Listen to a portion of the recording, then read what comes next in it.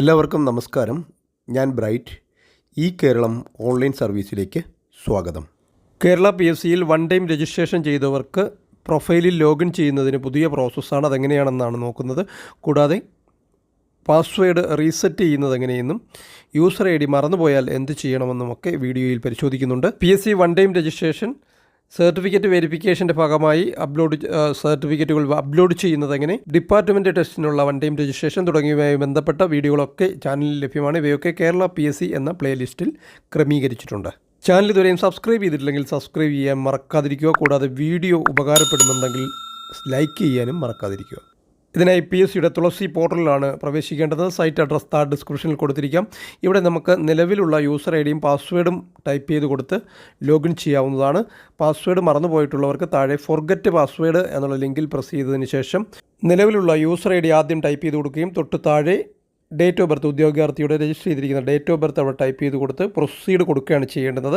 User ID മറന്നുപോയിട്ടുള്ളവർക്ക് അതാത് ജില്ലാ PSC ഓഫീസിൽ നേരിട്ട് രജിസ്റ്റർ ചെയ്തപ്പോൾ ഉപയോഗിച്ചിരുന്ന ID പ്രൂഫുമായി നേരിട്ട് സമീപിച്ചാൽ, ആധാർ ആണെങ്കിൽ ആധാറുമായി നേരിട്ട് ജില്ലാ PSC ഓഫീസിനെ സമീപിച്ചാൽ യൂസർ ID അവിടെ നിന്നും ലഭിക്കുന്നതാണ്.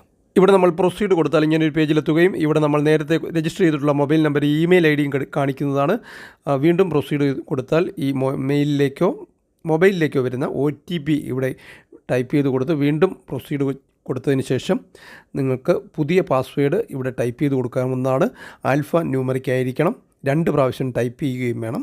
ഇങ്ങനെ പാസ്വേഡ് റീസെറ്റ് ചെയ്യാവുന്നതാണ്. ഇവിടെ കാണുന്ന ക്യാപ്ച കോഡും കൊടുത്ത് പ്രൊസീഡ് കൊടുത്ത് പാസ്വേഡ് റീസെറ്റ് ചെയ്യാവുന്നതാണ്. ഇനി നമുക്ക് പുതിയ രീതിയിൽ ലോഗിൻ ചെയ്യുന്നത് എങ്ങനെയാണെന്ന് നോക്കാം. പ്രൊഫൈലിൽ ശരിയായിട്ടുള്ള യൂസർ ID യും പാസ്വേഡും ഉള്ളവർക്ക് അതിവിടെ ടൈപ്പ് ചെയ്ത് കൊടുത്ത് ക്യാപ്ച കോഡും കൊടുത്ത് സൈൻ ഇൻ കൊടുക്കുകയാണ് ആദ്യം ചെയ്യേണ്ടത്. നേരത്തെ നിങ്ങൾ എങ്ങനെയാണോ ലോഗിൻ ചെയ്തുകൊണ്ടിരുന്നത് അതുപോലെ തന്നെ യൂസർ ID യും പാസ്വേഡും കൊടുത്ത് ലോഗിൻ ചെയ്യാവുന്നതാണ്.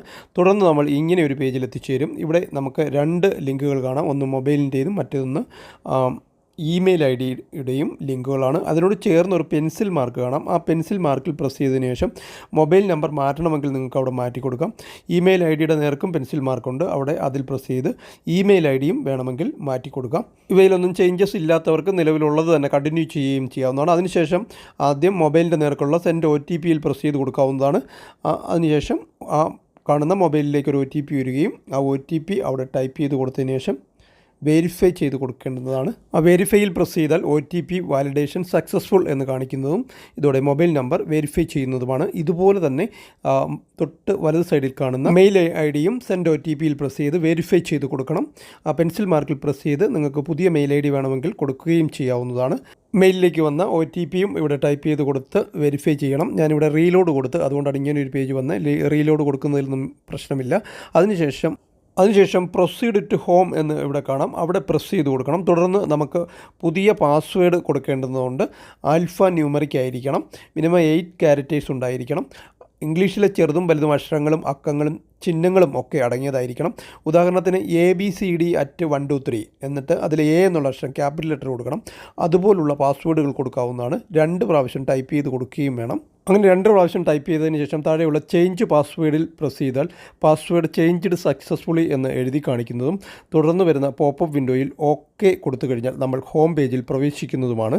ഇത് നമ്മൾ 6 മാസം കൂടുമ്പോൾ ഇതുപോലെ പാസ്വേഡ് ചേഞ്ച് ചെയ്ത് കൊടുക്കണം. അതുകൂടാതെ ഓരോ പ്രാവശ്യവും ലോഗിൻ ചെയ്യുമ്പോൾ ഈ ഒരു OTP മൊബൈലിലേക്കോ മെയിലിലേക്കോ വരുന്ന OTP ടൈപ്പ് ചെയ്ത് കൊടുത്തെങ്കിൽ മാത്രമേ ഇനി മുതൽ നമുക്ക് ലോഗിൻ ചെയ്യുവാനും സാധിക്കുകയുള്ളൂ. Thank you for watching video.